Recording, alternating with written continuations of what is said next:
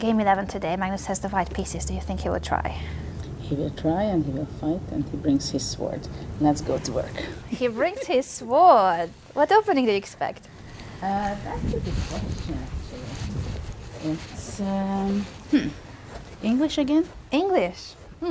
Could be, because he It actually can't had be a E4. E4. I also think he won't play D4 or C4. But yes, I agree with you that it Even could knight be the English. F3 is an option. If he just wants to make a long game, Yeah. then it might be the case to play simply knight F3. That's I what think you have a Kasparov point. played in game 24. And today is game 11, almost 24. Almost game 24. So, if he has the white pieces today, and he will try. But the last game, as we know, Fabiano with the white pieces.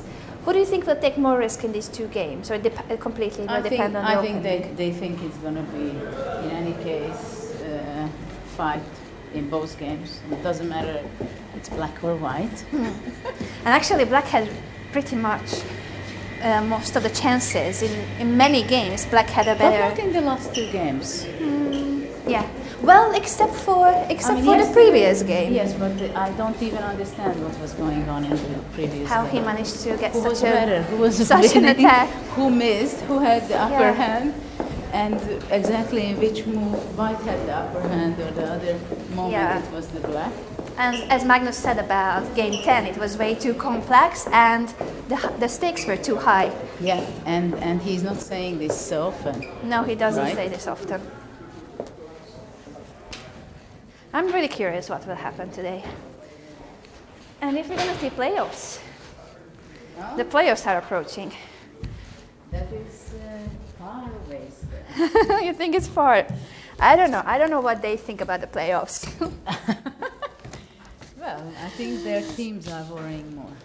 Welcome to the 2018 World Chess Championship. Today is game 11. We are about to reach the very end. 2 games to go, and we shall see if one of the players manages to get the better of the other. I'm International Master Anna Rudolph. I will be your host, and our chess analyst is, of course, Judith Polgar, the greatest female player of all time. Nice to see you again.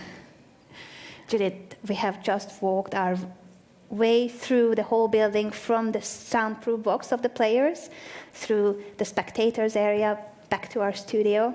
That is the footage that you have just seen. And as we were discussing already on our way here, yes, 2 games. 2 games. Both players have one game with each color. Today is Magnus with the white pieces. You said that you are expecting knight f3, perhaps. Well, I would say more that I'm not expecting E4 at all. I agree with you. And That E4 game wasn't very successful for Magnus, the Petrov, and Fabiano trying to win that game. Actually, he had a good position. yeah, actually he outplayed Magnus in that game. We can say that. But it is very interesting how the players have their mood, their mindset. How did they sleep? This is essential. And how did they spend their free day? Could they really relax and get the World Championships pressure off their brain, at least for some seconds, minutes? Because I think it is very, very important. It's essential that they could have some rest. Well, Magnus Carlsen tweeted for the first time during the World Chess Championship. It's a photo of him from the free day. And it's basically Magnus looking at a bird cage. He tweeted, hoping for useful tweets for round 11. And one of the first players to respond to him was, of course, none other than world number 5, Anish Giri, the best friend of Magnus on Twitter. He said, just don't go for the bird. Oh, well. Referring to the opening, of course. But Magnus actually played the bird opening against Vladimir Kramnik quite successfully. Won f4, and he won that game. It's not that it is likely that he would repeat, though. Yes, I would be extremely surprised. I don't think he's in this joking kind of mood, and it's the right moment and the right place to do so. But I'm really expecting something similar to Game 10, because actually I'm still under a shock in some ways what we've seen in Game 10. it was so interesting. There are so many questions still now after the game. I mean, there was a free day, and there are so many talks and discussions between strong players also. That how was the opening preparation? Until what point Fabiano was really in his home preparation? When did he go wrong? Did he forget it? Did they made not the best analysis? How did he handle it? Was b5 from black side? Was it an unexpected move or no? Or when did he notice that? You found it in your analysis, and then Magnus played it. That was a brilliant move. And after that, I mean, looking at it from the white side, it was awful. I mean, looking at it from practical point of view. And we don't have here an engine, a computer, which can hold our hand and make sure that don't worry, everything is under control. And of course, Fabi doesn't have that. But, I mean, you can ask anybody, any top player or player who likes initiative. I think there's no one player who would say that it's safe for white. And it was really so frightening to see the bishops, the queen, the 2 pawns of Magnus moving forward. On the other hand, as Magnus pointed out in the press conference also, that he felt the pressure. He felt already that every move has its very heavy consequences. The stakes are simply too high. And it was the first time that I saw him being very tired, which is not very common. But I'm always saying that tiredness depends very much how things are going for you. It's if you're winning, things are going on your way, then you simply get more energy no matter how tired you are. And when things are not going on your way and you're unsure of yourself, then actually it takes more energy, and definitely you're realizing it much faster how tired you are. And this is what I saw with Magnus, but he knows it that it's only 2 more games, at least for now, right? And but it's extremely stressful. I mean, I had not a good night's sleep today. You know? What's happening? It's like it came back to me also when I was playing, kind of. You feel the tension. I was never playing. I was never playing a World Championship match, but I had quite a few important tournaments, events when I was playing. And it is so stressful. It is so difficult to get your mind off the tension, the value of the things happening, and I'm sure they don't have an easy time. Not only them, their seconds is also persons I'm not envying, to be honest, because sure. They definitely not the ones who have free days at this stage of the match, and they have to make sure that they work out everything and they have the trust from the players. So if they say something, it has to be very well defined, very well analyzed, and the conclusion has to be extremely perfect. So the tension is really incredible for both players and both teams. And I don't know, maybe we're going to see Fabiano being nervous also, even though we always see him being so calm, or most of the time.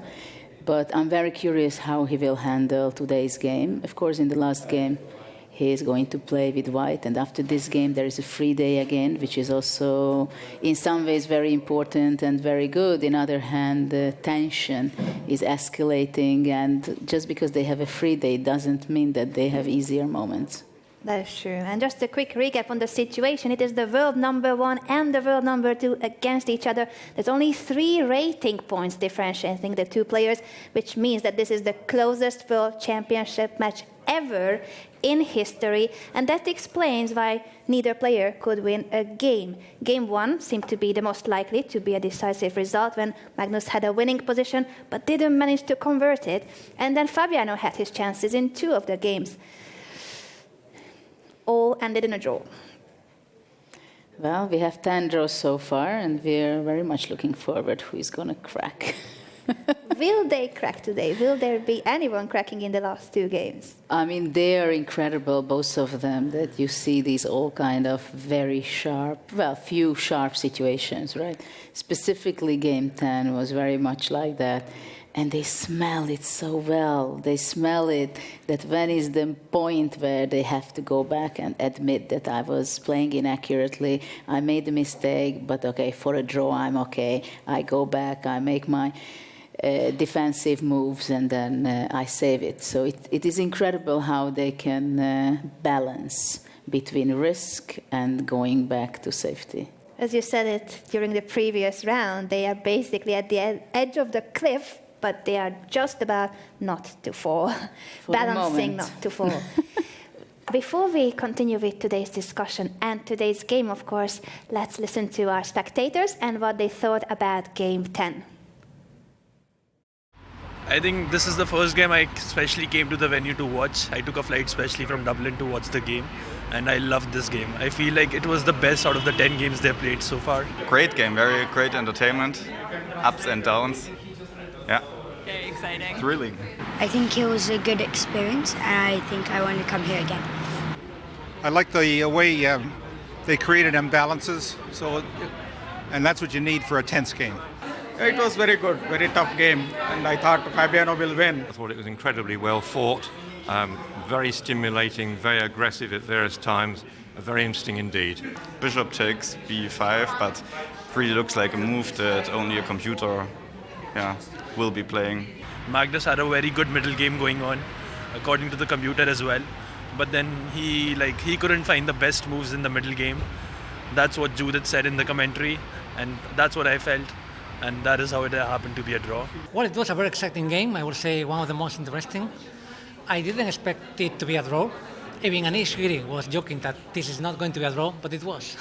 If you look at the history, this is the only chess world championship that has had 10 draws without any decisive result before the 10 games. Yeah. If I were betting even money, I probably would bet for Fabiano Caruana, just from the general impressions I see in the games. Of course, I support Magnus, but I also enjoy the match, all the matches. I have been in the press conference, and I see that Magnus Carlsen is very disappointed. I support Magnus, but my son is Fabiano. I thought Carlsen had better chances, yeah. I have enjoyed it. Was very intensive. I loved it. I loved the crowd. I loved the chess enthusiasts. I loved playing games with them, and I loved the cafe. I love it. I love to be at the press conferences. I love to watch the live commentary with Judith and Anna, to watch all the amazing guests that they have live. Very interesting people connected to other areas, not only to chess. I stayed in there virtually all the time. I like actually watching the players close up, and I enjoy that very much indeed. People are really friendly, the place is amazing, and the games are so interesting. Even though they are draws, they are really fighting games, so it's interesting. Well, keep fighting. I'm enjoying the match. People are complaining about the draws, but I love it. Magnus Carlsen, you have to fight. I think you should win. Magnus, I love your attitude when you play chess. I don't think anyone has that swag that you have, and I really, really hope that you win. Lykke, Till, Magnus. Good luck to Magnus, that's all I've tried to say. Let's go, Fabi. Keep playing like you do. You'll win. My message to Magnus would be keep your sense of humour, which is excellent. I'm sure that will help you to stay very balanced and calm. Magnus, you are the world champion, and we hope that you'll win. But my son is against my son for Fabiano. Good luck, Fabiano. You're the new winner, new champion. Go for it, do it, win it. We believe in you. Fabi, be strong. I love the messages directly to the players and this family where the mother supports Magnus and the son Fabiano. Yeah. Well, we shall see who will be right, and if today is the day when one of the players manages to outplay the other. Small mistakes have been made during the match. In the previous games, we always say that the two are so close in strength that's why we see 10 draws, but 10 very exciting games are behind us. I was just going to mention that today, as usual, we have special guests, but today we have a special guest, if I can double down on that title. The first move will be played by someone who you will be very surprised that he is with us, and he will also join us in the studio. I'm not going to reveal his name just yet. Once we go to the players' box, you will definitely recognize the gentleman. So for now, let's keep it mysterious. He is going to make the first move for Magnus Carlsen and then join us in the studio. I'm curious, actually, who will be surprised most? Who will be more surprised? The players, the audience, or who is going to make the first move? Yeah, I don't know if the players know that he is here. We shall see it on their faces. Maybe we said too much about it. We shall see it on their faces. And just to sum up also the format before we go to the players' box, 12 classical games. That is the initial stage. If one of the players manages to win, of course, then we have no story after the 12 games. One of them will be the world champion. Either Magnus keeps his title, this is his 4th world championship match, or Fabiano will be the new world champion. It's the first time that he's playing for the title. In case it's a 6-6, we will see playoffs on Wednesday, and the playoffs start with 4 rapid games. Then, if after 4 rapid games is still a draw, we will see 5 mini-matches in Blitz. That is 10 games in total. And if the mini-matches end in a draw, Armageddon, sudden death. So at the very end of the day, in worst case, Wednesday afternoon, evening, we will know who is the new or old world champion. Yeah, it is very excited, but really the players, I think they don't really think about it. They don't think about the playoffs just yet. I think there is so much tension and so many details which will be coming up today that they cannot think about it for a moment. And even though everybody considers, or most of the experts and non-experts consider that Magnus is the main favorite, clearly the favorite in the playoff, he cannot think about that. Because I think he would be kind of frustrated if he cannot win the match, which is very possible. In the classical format. In the classical format. And actually, Fabiano is at least as well prepared. That's the least we can say in this match, that actually he made more surprises to Magnus. And I think the main question is whether today who will be making the first surprise to the other and how he will be able to handle that. Because actually Magnus was handling the surprises pretty well, especially with the black pieces. But generally speaking, he was handling, like even game 10. I mean, I'm sure 12b4 was a surprise for him, but he was handling it. He was calm. He trusted himself. He made the most logical reaction. But then he played very sharp, and he had to make the right decisions, and it was really threatening and frightening for Fabiano, even though I was surprised that Fabi was not showing any worries really in the press conference that he would have any problem.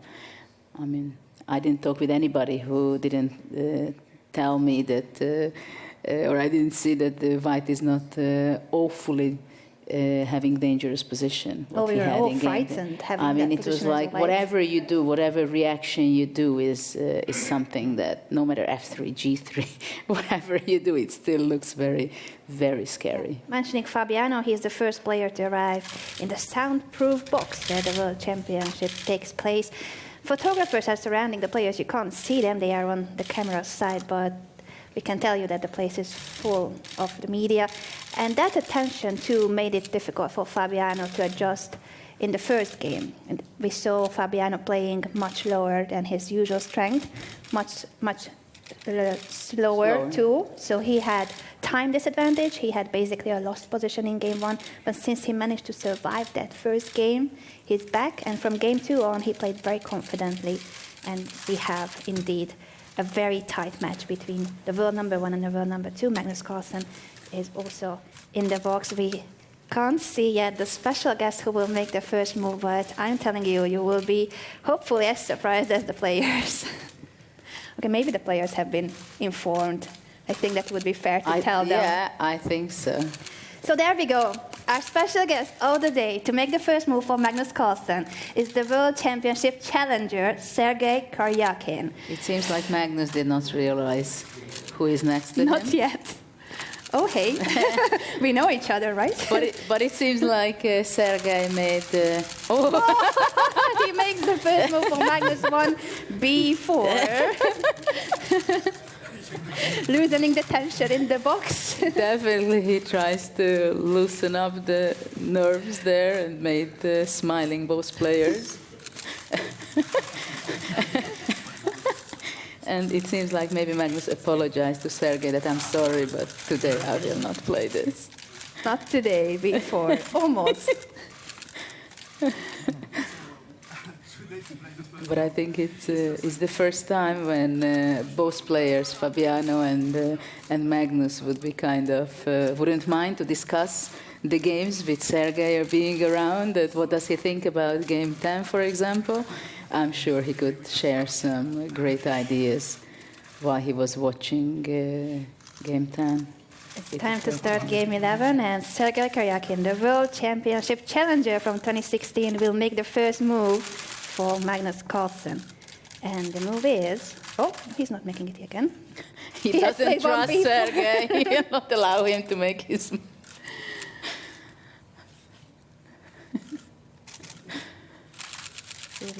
No, Magnus plays. You see? He didn't, E4. He didn't allow.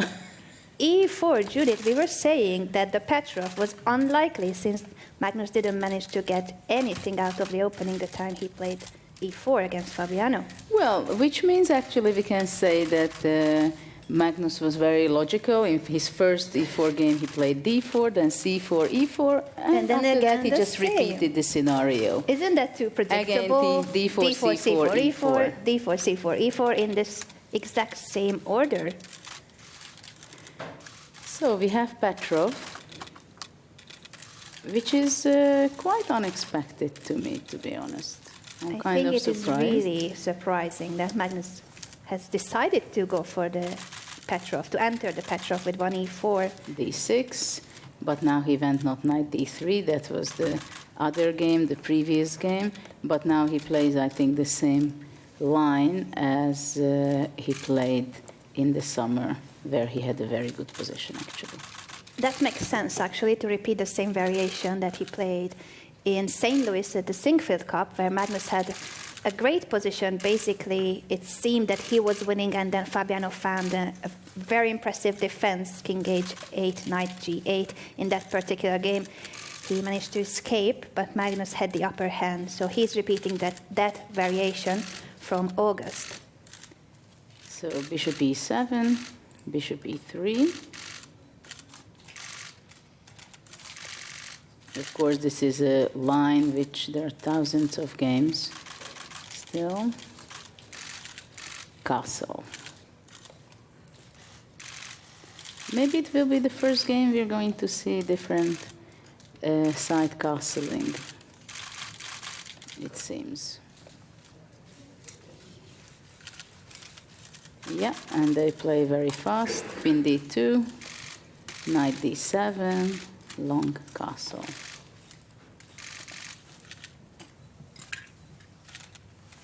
I'm curious who will be the first to deviate from their game. Yeah, they are blitzing out the game. Okay, actually it's already not the same, because even though it's similar to their game from the Sinquefield Cup, in that particular game Magnus placed his bishop on C4 and not on D3. Knight D7, Queen D2, Knight D7, long castle. Both players are very much prepared for it. On bishop D3, C5, yeah? Well, of course, this is not a new move still, but the pawn structure is very tricky for black. How many games are there for this particular position? Actually, there are not so much specifically already after C5. And Judith, we will receive once again some help to analyze today's game, and I'm particularly happy to announce that our distinguished guest is none other than the World Championship challenger from 2016, Grandmaster Sergei Karyakin. Welcome to the studio, Sergei. Nice to have you here.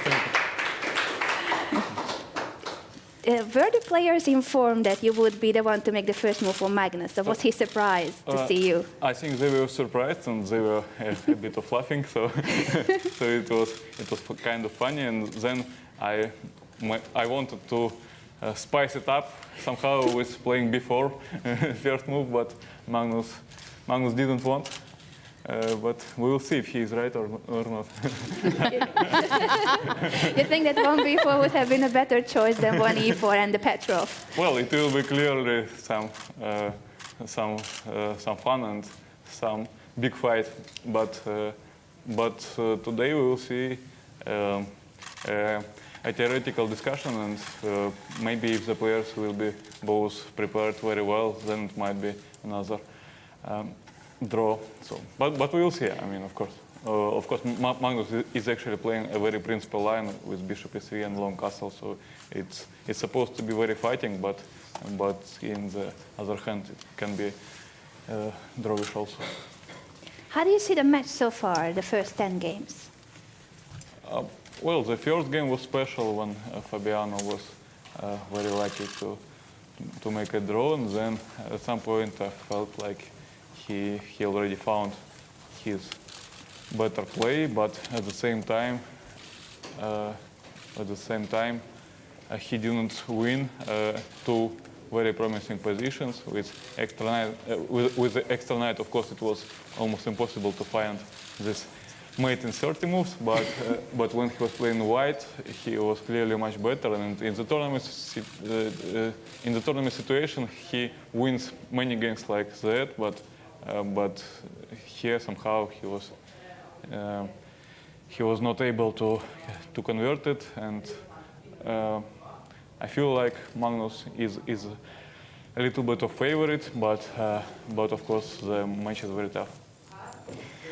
From your experience in 2016, do you think that Fabiano is playing the right way, and how do you see this challenge for him? This was also the first time that he played a World Chess Championship match. Can you tell us about your experience and what is it that the challenger goes through? Well, Fabiano is clearly trying his best. I understand, and I know when I played how difficult it is to face this fantastic pressure, very big attention of people. Millions of people are watching, and they are expecting something from you, and it's very hard. And if you are not good enough, then you can just lose the concentration, and like everything will be very bad. So, but Fabiano is clearly trying his best, but at the same time, I feel like he is not showing his best chess here. But Magnus is also not showing his best chess. So it's maybe more fight of the psychological fight than only a chess fight, because these matches are very special. It's not like tournament games. For the audience, can you explain how different it is from a super tournament? Well, it's very different. As I said, it's completely another pressure on you.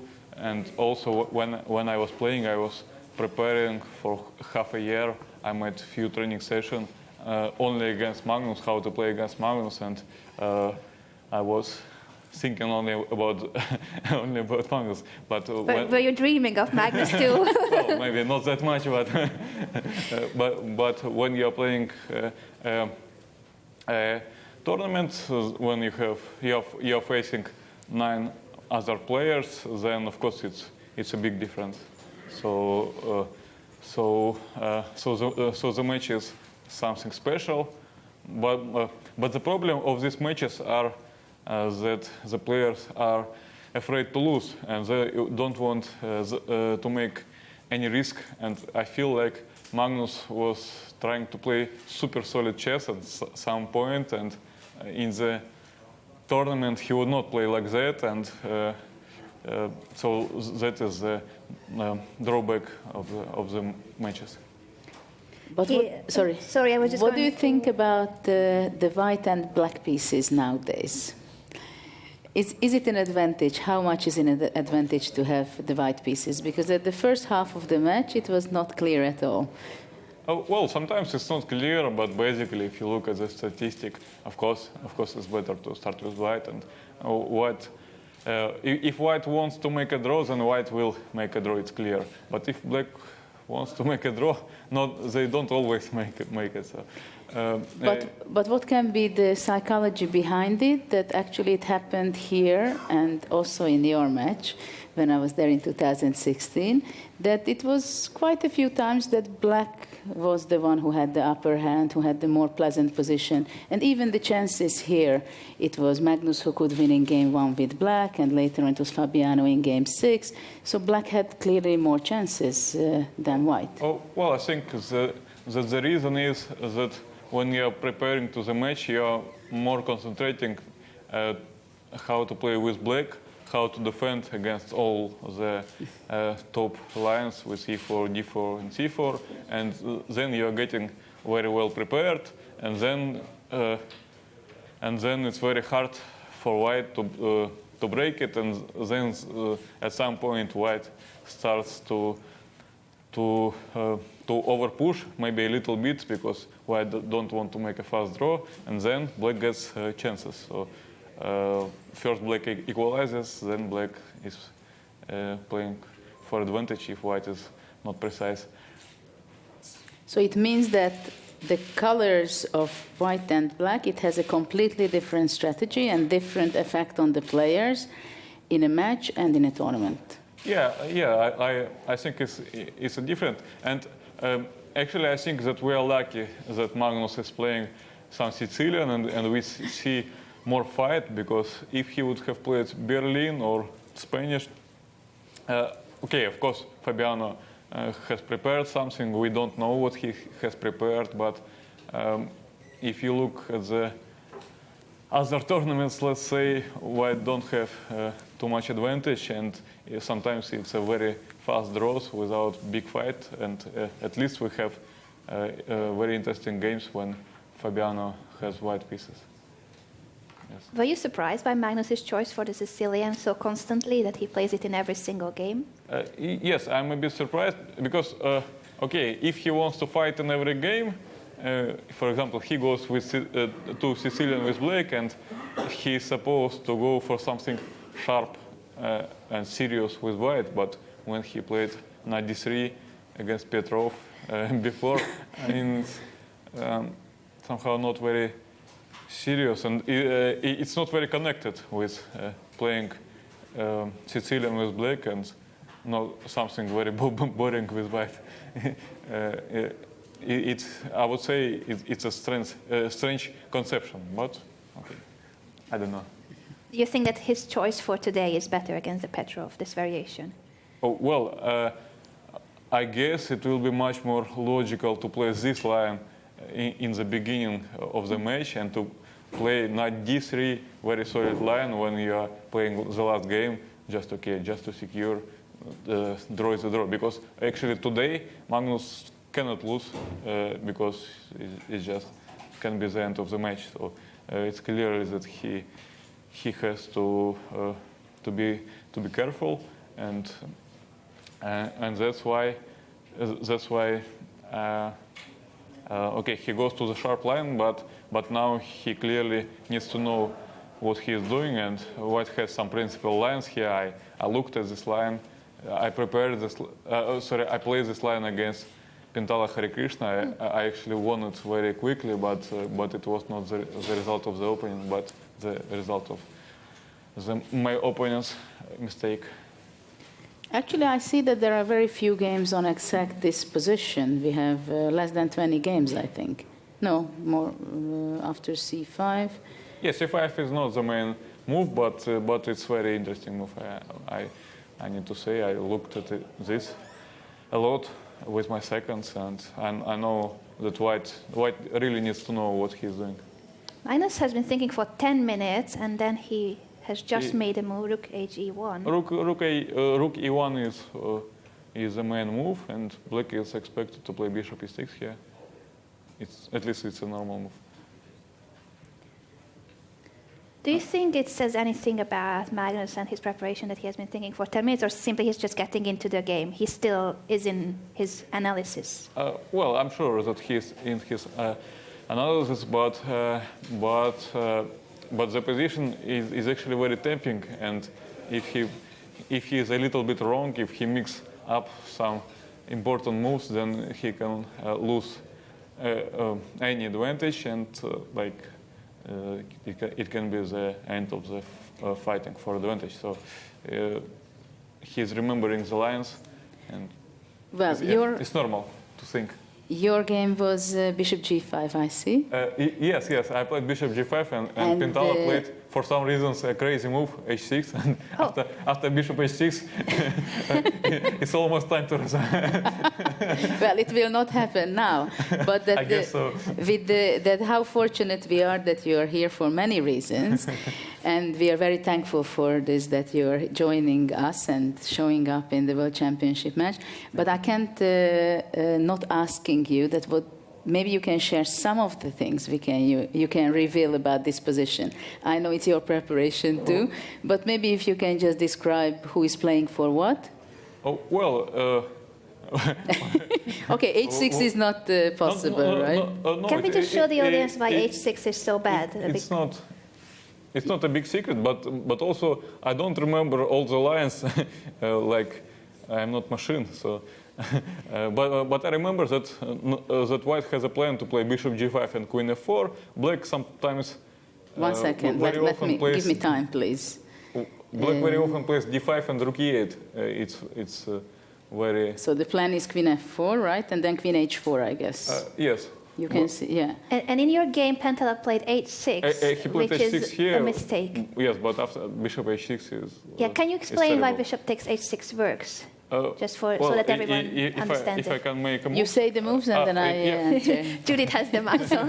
Sorry, I have the control over here. Yeah. If black takes on h6, queen h6, then knight g5 is coming. The piece sacrificed, but then it's going to be mate in a few moves. Yeah, so Pintala, he played after bishop h6, he played c4, but I had a very good move, bishop takes g7, if I remember correctly. Yes, you do. Yes, c takes d3, queen h6, it was played, yes. Yes. Wow. Queen h6, knight. Did I play queen h6 or no? Queen g5. Yes. I played queen g5, which looks a bit strange, but yes, because after queen h6, knight h7 would be still not easy for white. So you went queen g5. Yes, and the and I guess after knight h7, it would be queen g3. Yeah, it will be queen g3. Which would be very difficult, and he went knight e4, attacking the queen. Yes, and I played queen h6, bishop g5 check. Yes, and now I remember.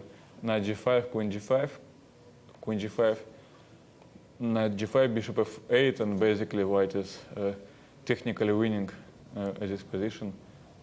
Okay, he took on c2, but I win 2 pawns on d6, and on c2 I have 3 pawns and 2 rooks against two pieces, but it's a technical win. Of course, Pintala was defending actually very well, but the position is just winning. Very nice. So after h6, bishop takes h6, a beautiful move. If not h6, as we know now it's a mistake, what shall black do after bishop g5? Yes, well, black has some ideas with d5. I mean, I can mix up some moves, but something like d5, queen f4, rook e8, I think was very principled, if I'm not mixing up something. And I remember that white has somewhere here move bishop b5, rook f8. White can actually repeat the moves, but quite tempting, right? Yes. Please don't do that. but at the same time, if white is not ready, it's very difficult. It's very difficult to get any advantage here. The line is very. Is d5 the best move? Can black play it later, or black has to be very fast? Well, black needs to do something. Can't he play queen a5 or something like that? Queen a5, okay, probably a3. b5. Yeah, but now, can I play something bishop like f5? bishop f5? Yes. Yeah. it wasn't so easy for black to start this b5 before. Yeah, d5 is kind of a principled continuation, control the e4 square and I think give so. more space for his pieces, I guess. Yes. Magnus is still thinking. Is there another alternative to bishop g5? Yes, he can play something like king b1 and some ideas. There are different moves. c4 also was a move I analyzed, but there were some drawbacks of this move. I don't remember. So mainly bishop g5 and king b1. Bishop g5 and king b1 are more or less main moves. I think if white plays knight g5 here, then bishop a2, if I'm not wrong. So sometimes it's possible to grab this pawn, even though white almost... Yes, if I guess b3, a5, then yeah? maybe c4, black can play. Oh. Because if bishop c4, then d5, and black... Oops. Oops. And bishop a3 is coming. Oh. Not a very friendly approach. Yes, yes. Not a very friendly approach. So white, but if white takes with a pawn, it's clear that white cannot do this. Well, this is definitely not something white is aiming for. Yes. Yeah, queen a5, anything, no? Yeah. Yeah, it's interesting that in these lines you really have to watch out after the a2 pawn. Yeah, of course, white can play something like a3, but king b1 is probably more solid. The line is, again, I repeat that the line is not simple. So I understand why Magnus is thinking, because he probably remembers that white has many options here, but against well-prepared opponents, it's... What do you think? Is he ready to make bigger risk today, or he wants to be on the safe side and not risking, give a chance that he wins, that Fabiano makes mistakes, and give him a chance and make it on the safe side to make a draw, and then in the last game, whatever happens, happens? Well, I think that Magnus today would prefer to play something more solid. And actually, I think that he was expecting Fabiano to play the line with bishop e6, queen d7, and long castle. And white is not risking much there, and white is playing for a small advantage, like it was in my game against Caruana in the candidates tournament.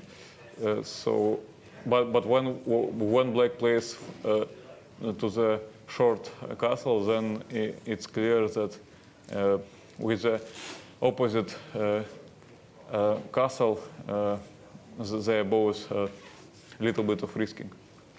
Do you think Fabiano wants to risk more, or Magnus? Who is more stressed about having a decisive game? Well, they are both stressed, but I think it's more suits Fabiano's style to risk a little bit, because he likes the fighting chess. He's not the guy who loves to get the very small advantage in the end game and to play it for 7 hours. He's not Magnus style, so they're different on this. And if the game will be very big fight, then Fabiano probably would be a bit more comfortable, if it's possible to say like that. If the remaining 2 games are drawn and they enter a playoff, how do you see the chances of the players, and what is your experience from New York in a playoff with Magnus? Well, my experience is very poor. I didn't recover. Actually, I think I made a big mistake when I was preparing to the match. I played tons of the Blitz games, like I was preparing to the Blitz in the tiebreaks, but I didn't play any single rapid game, so that was a big mistake. I didn't think about the rapid. I was thinking about classical and a little bit of the Blitz, but somehow forgot about the rapid chess. But I guess that Fabiano was preparing this, because his results in the rapid and Blitz are not comparable with Magnus, but if he trained, if he played many games, then maybe he's more prepared to this. We will see. Of course, I'm expecting Magnus to be a favorite, but at the same time, it's one day, and sometimes your brain are just not working well, and the opponent is showing a great chess. So you never know. When it's one day and you need to show your best. It's a big tension, and it will be a big fight, I'm sure. If we will see playoffs, what would be your advice to Fabiano? Not to play like me. In your case, it was also very surprising, I thought, from the outside, but you know it better, of course, from the inside, that Magnus just went for a very quick draw in the last game, that he didn't try with the white pieces. Was that shocking to you? It was shocking, and actually today we see that Magnus cannot really do this, because if he plays like the 30 minutes draw, then next day, of course, Fabiano will push. He'll try his best to win, and Magnus just cannot do this. It will be just psychologically a very big mistake. So Fabiano is actually a little bit lucky to have in the last game white pieces, and in any case, even if he loses today, like he'll have some chances to win tomorrow. So it's good for Fabiano to have white pieces. It's interesting that you mentioned that since Magnus was asked at the opening ceremony if he prefers to start with black or white, and then he was the one to pick, and he chose to have black in the first game, and that means that he is also black in the last game. But actually, I think that the whole system is very strange. Like, why do the players need to repeat the colors in the middle of the match? Because it's very logical when the colors are changing every game, and like there is nothing wrong. And then when you are switching the colors like here, then we have the one player who starts with white. It's normally comfortable to start with white, and the same player finishes with white, and it's also comfortable to finish with white. So actually, I think it's some advantage for the player who starts and finishes with white, and the system is strange. I repeat. It seems that Magnus was counting on his double white. He said that at super tournaments too, sometimes you double the color, and when you have double white, it's your chance to strike, and for the opponent, when he has double black, it's the most vulnerable point in the tournament, but he couldn't prove it in games 6 and 7. Yeah, he didn't prove, but I think that from the psychological point of view, and in the match it's very much about psychological, it's nice to start with white and to finish with white. So you did have, Yeah, before we let you go, because we know that you're extremely busy being here, everybody wants to talk to you, but I just have to ask this question, because I was asked so many times about my private life, how could I play with 2 kids, and how the kids and family life changed my career. So let me ask you that you're a father, happy father of 2 kids, they are quite small still, right? You have 2 small children. How did it affected you, your preparation for the World Championship match? And how can you manage your life, being a professional chess player, being a husband and the father of 2 kids? Well, I think it is possible to do all these things, because well, first of all, I'm very happy that I have family. I have a very big support, and they're waiting for me when I'm playing some tournaments, and I'm always happy to be back at home. And also, I can say that Ekaterina Lakhno just played a fantastic tournament in the Women's World Championship, and we all know that she has a kid who is 1.5 months. Yes, yes, and so she was able to recover and to play in the final of the Women's World Championship. So it shows that that it's possible to to do all the things. Yes, but of course for the woman it's maybe not so easy like for us, but still possible. Do you think that what Magnus and Fabiano are missing and why they're not at their best is that they don't have a wife? Probably. but they first they need to finish the match and they they can get married. Thank you so much for your insights, Sergei. I think the final question is just to if you can evaluate what's happening right now in this variation. Well, unfortunately, Magnus played King B1 because I feel like Bishop G5 is, let's say, more fighting, and after King B1, Queen A5, C4, it's clear that without queens, Black is fine. So objectively, Black is completely fine. I'm not expecting much from today's game, unfortunately. Maybe he should have thought about before. Well, but it's really very drawish, and probably Fabiano knows also some moves what he's gonna play, rook e8 or h6 or whatever will be his next move. So I think it's gonna be a draw, but at the same time I feel like it's not that Magnus was playing for the draw, but it just happens because he didn't expect that Fabiano will play this line. Probably rook e8 is the most principal, because if h6 then bishop f5 is possible. Yes, and it looks very drawish for me. Not very promising last words, I must say. So now I have to create all kind of things, how to create winning chances. Yes. How will the setup be for the two sides, the next few moves, if you can predict the plan? As you know, it's equal, but how is it that they need to place their pieces? If you can tell us more about the plan here. But White can basically do whatever he wants. He can play knight g5, knight e4 to exchange everything. Black would probably play bishop d7, bishop c6, and bishop c6.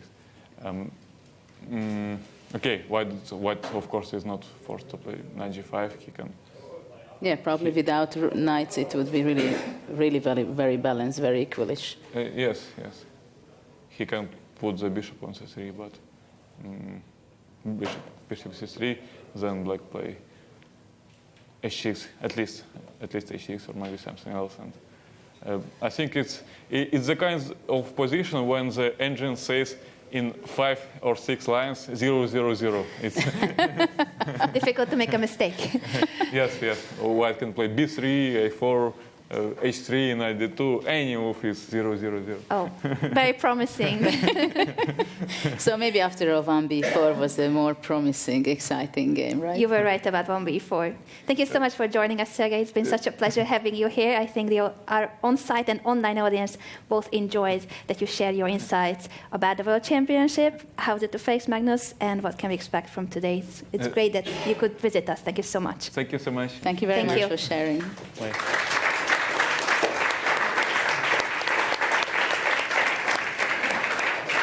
We will go for a short break before we continue with today's game.